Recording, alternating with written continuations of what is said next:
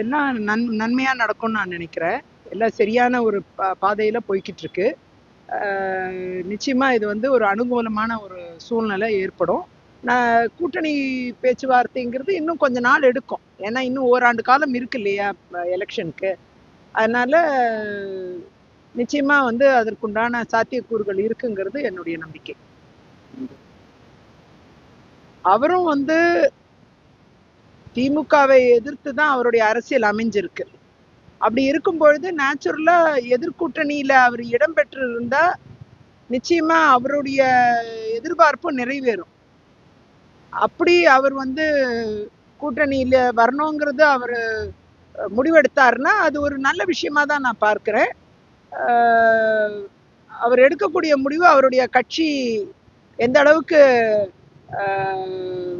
ஆட்சி செய்யக்கூடிய கூட்டணி கூட இருக்குமா அல்லது ஒரு ஓட்டு பிரிக்கிற கட்சியா இருக்குமாங்கிறது அவர் எடுக்கக்கூடிய முடிவுல தான் இருக்கு.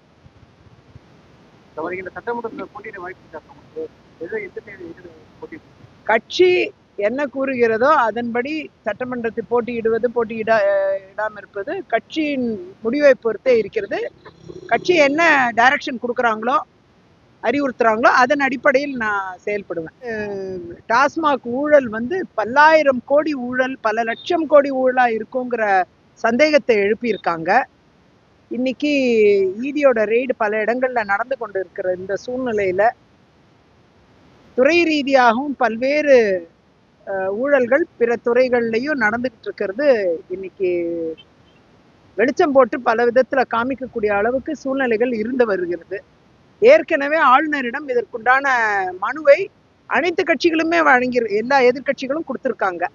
ஆகையால் இந்த அரசை பொறுத்தவரை மக்களுக்கான அரசாக இல்லை என்பதை பல மொழியில் அவங்க வந்து நிரூபிச்சிருக்கிறாங்க. அதற்குண்டான விடயம் நமக்கு நிச்சயமா தேர்தல்ல தான் தெரியும்.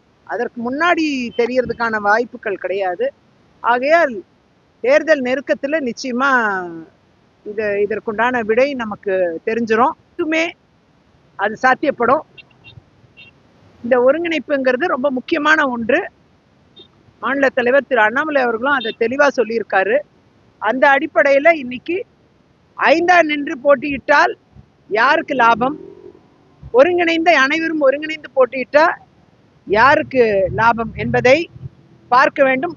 ஆக மொத்தம் மக்களுக்கு ஊழல் அகற்றப்பட வேண்டும், மக்களுக்கு லாபமாக இருக்க வேண்டும், மக்களுக்கு நன்மை போய் சேர்க்கப்பட வேண்டும். இதுதான் அடிப்படையா இருக்கணும். ஆகையால் வரக்கூடிய தேர்தல்கள்ல எல்லோரும் இணைந்து போட்டியிடுவார்களே ஆனால் நிச்சயமாக மிகப்பெரிய வெற்றி அடைய வாய்ப்பு இருக்கு. நிச்சயமா கட்சிகள் எல்லாருமே ஃபேர் டீலிமிட்டேஷன் தான் எல்லாரும் பேசுறது, இன்க்ளூடிங் டிஎம்கே ஃபேர் டீலிமிட்டேஷன் தான் சொல்றாங்க. நியாயமான மறுசீரமைப்பு மரபுரை வேண்டும் அப்படிங்கிறத கேட்குறாங்க.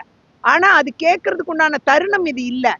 ஏன்னா ஏற்கனவே அதற்குண்டான அறிவுறுத்தல் வராத பட்சத்துல அதை பத்தி பேசி அதை ஒரு பெரிய விஷயமா ஆக்குறது ஒரு தவறான டைமிங்ல. அதுதான் இப்ப சந்தேகத்துக்குரியது. அதனாலதான் சந்தேகப்படுறோம்.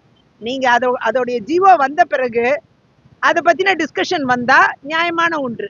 ஆனா அது இல்லாமலேயே இதை டிஸ்கஸ் பண்றதுக்கு முயற்சி பண்றாங்கன்னா அப்போ ஏதோ ஒன்றத்தை மறைக்கிறதுக்காக தான் இந்த அரசு இந்த மாதிரி செயல்பாடுகள்ல ஈடுபடுறாங்க. நிச்சயமா தமிழ்நாட்டுக்கு உறுதியாக சொல்லுகிறேன், சீட்டுகள் அதிகமாகத்தான் வாய்ப்பு இருக்குது, குறைய வாய்ப்பே கிடையாது.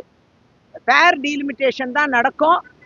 சட்டமன்ற தொகுதிகளும் அதிகமாகும், பாராளுமன்ற தொகுதிகளும் அதிகமாகும். எந்த வகையிலும் குறையறதுக்கான சாத்தியக்கூறுகள் இல்லை. இதை நான் சத்தியமிட்டு சொல்கிறேன். இதை விட ஸ்ட்ராங்கா சொல்லுங்க. அவர் பாஜகவின் கூட்டணியில் இருக்க விருப்பப்பட்டால் நிச்சயமாக அவர் வந்து கூட்டணியில் இணையலாம்.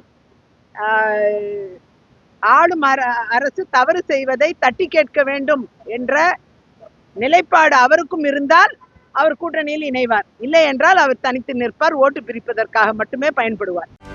செய்திகளை உடனுக்குடனும் துல்லியமாகவும் தெரிந்து கொள்ள சப்ஸ்கிரைப் பண்ணுங்க.